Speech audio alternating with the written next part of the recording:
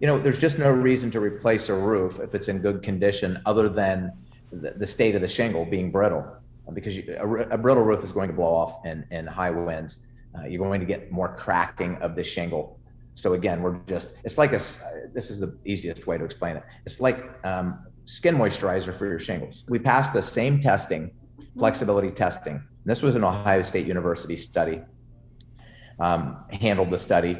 PRI testing labs, which is where all of the testing is done, or most of the testing is done for the major roofing manufacturers. And so we had the same testing that's done on brand new shingles, flexibility testing, and we sent in treated 17-year-old shingles. Okay. Now, the shingles we sent in that were 17 years old were sun-dried, and this specific shingle at 10, 12, 14 years would be past its expected life. It's a cheap builder's grade shingle called a 3-tab shingle. And we took that 17-year-old shingle, treated with Roof Maxx, and passed the same flexibility testing that shingle would have had to undergo 17 years prior. Wow. So yeah, if you have an older roof, even a 17-year-old roof, this might be a solution. Is that what you're saying? Yeah, I mean, there's shingles that are 30-year products. We've treated 30-year-old shingles and saved those roofs.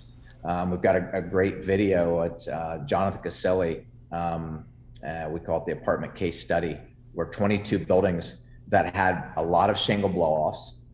They couldn't afford a roof replacement for all those buildings. At the time, it wasn't in the budget. They treated the roofs, and 5 years later, no problems. Yeah, absolutely. Here's a little clip from Jonathan Caselli.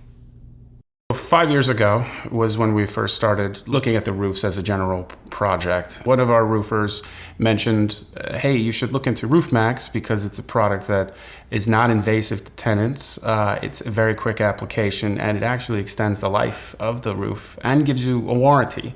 I believed in all the research, but I wanted to see it firsthand. So we decided to try it out on 10 buildings. I was skeptical at first with the existing condition of the roofs. We were having high winds and shingles were blowing off the roofs continually. But years later, after the application, the roofs look great, and we have no issues with any shingles blowing off the roof. Roof rejuvenation is a new idea in property management and building ownership. However, I do feel like it should be a standard. Their intent is to preserve the property and maintain it at a high level for a long period of time at a very fair price. When we started down this process, we weren't expecting to see what we're seeing, and we don't guarantee that your roof won't blow off in high winds. We don't guarantee that it'll protect against hail, although we have a project, we have a few projects, one specifically where the garage roof was treated with Roof Maxx as a test, and the house roof was untreated, and a major storm came through, wiped out the house roof, and the garage roof was untouched. We weren't expecting those things. We've seen where roofs have stood up in hurricanes, where all the other roofs around it that were much newer were damaged, and in many cases, missing and plywood exposed and water coming in the home. So we still sell the product as a maintenance product. We don't want to make a bunch of huge claims. We've certainly seen a lot of success with it, but it's really just a maintenance product. You change the oil in your car, this is changing the oil on your roof.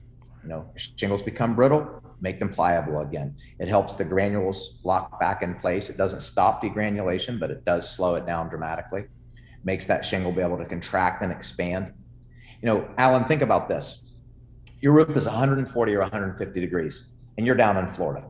So 140, 150 degrees in the summertime. Mm-hmm. And a thunderstorm blows through, which happens all the time in the summer, everywhere in the country. That roof will cool down to 60, 70 degrees in a matter of minutes.